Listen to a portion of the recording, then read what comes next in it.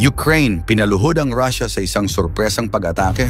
Kung akala ni Putin na hawak niya ang lahat ng alas sa giyera, muling pinatunayan ng Ukraine na ang isang maliit na bansa ay kayang magbigay ng matinding suntok at magpaluhod sa isang higanteng kalaban.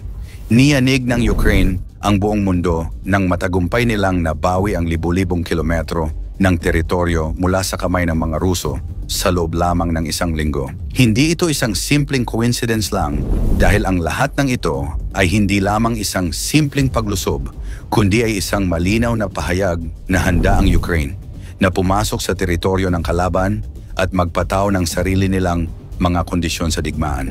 Paano nautakan ng Russia ng Ukraine at bakit dapat ng katakutan ng mga Ruso ang mga Ukrainian?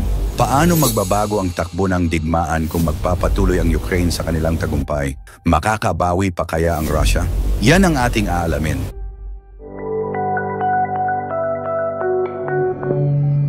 Ang pag-usad ng gerang Russia at Ukraine. Simula nang magsimula ang digmaan noong 2022, unti-unting nag-evolve ang taktika ng parehong panig. Ang Russia, na unang lumusob sa Ukraine, ay naglayo na mabilis na sakupin ang bansa sa pamamagitan ng sabay-sabay na pag-atake mula sa hilaga, timog at silangan. Subalit, ang matatag na depensa ng Ukraine kasama ng kanilang patuloy na suporta mula sa mga kanluraning bansa ay nagpabagal at tuluyang nagpahinto sa mabilisang pagsalakay ng Russia. Ang mga early victories ng Ukraine, gaya ng pagdepensa sa Kiev at muling pagsakop sa mga teritoryong tulad ng Kherson at Kharkiv, ay nagbigay ng moral at pisikal na lakas sa kanilang hukbo. Sa pag-usad ng digmaan, natutunan ng Ukraine na gamitin ang kanilang mga limitadong resources sa mas mataktikal na paraan. Ang kanilang mga drone strikes at paggamit ng HIMARS rocket systems ay nagdulot ng malaking pinsala sa mga supply lines ng Russia. Habang patuloy ang digmaan, nakita ng mundo ang unti-unting pagkahina ng Russia, lalo na sa mga panahon kung saan napilitang umatras ang kanilang mga tropa mula sa mga pangunahing lungsod. Ang kakayahan ng Ukraine na manatiling resilient at makapag-adjust sa bawat hakbang ng Russia ay nagresulta sa isang pabago-bagong battlefield kung saan ang tagumpay ay nagiging mas mahirap hulaan. Paano nautakan ng Ukraine ang Russia? Ngayon, habang ang dalawang bansa ay patuloy na naglalaban, malinaw na ang digmaan ay hindi lamang tungkol sa mga armas at teknolohiya.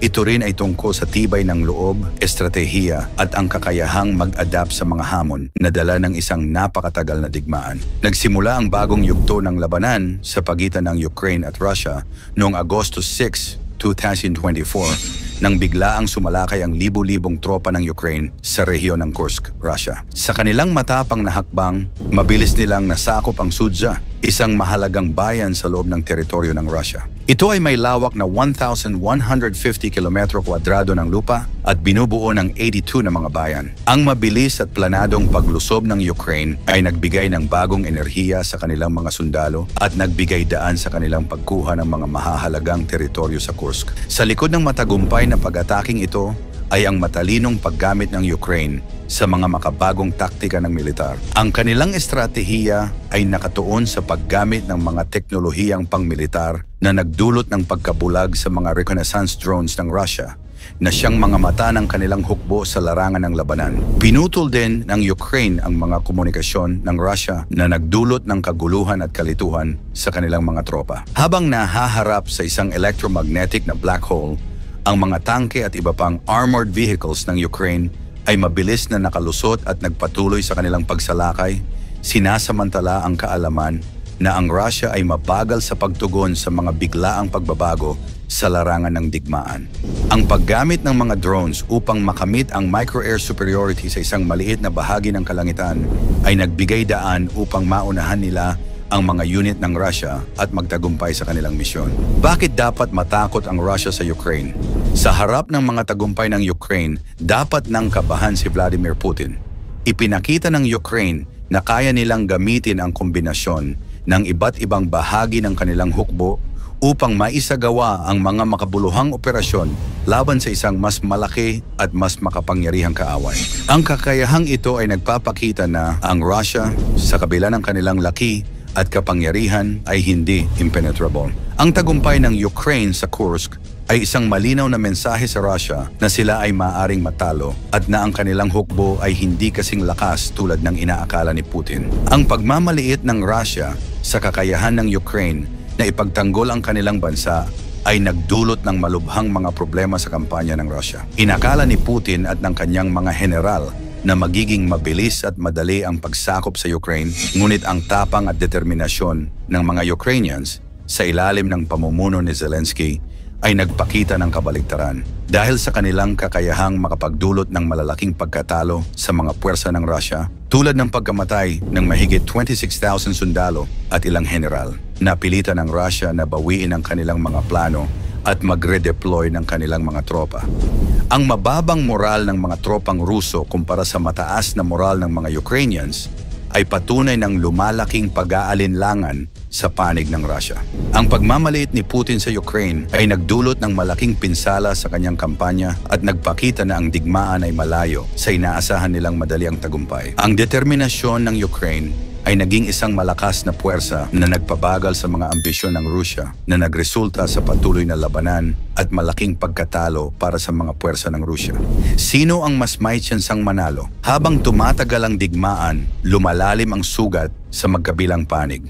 Ang patuloy na laban ay nagdudulot ng malaking pinsala sa ekonomiya at militar ng Russia, habang ang Ukraine naman ay nagiging mas matatag at organisado sa kanilang mga operasyon.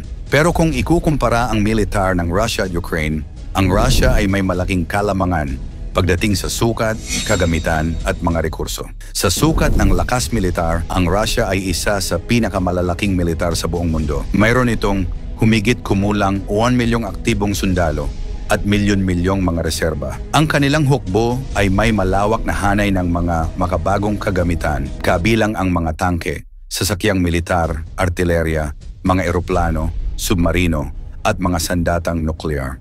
Sa kabilang banda, ang Ukraine ay may mas maliit na militar na may humigit kumulang 200,000 aktibong sundalo at limitadong reserba.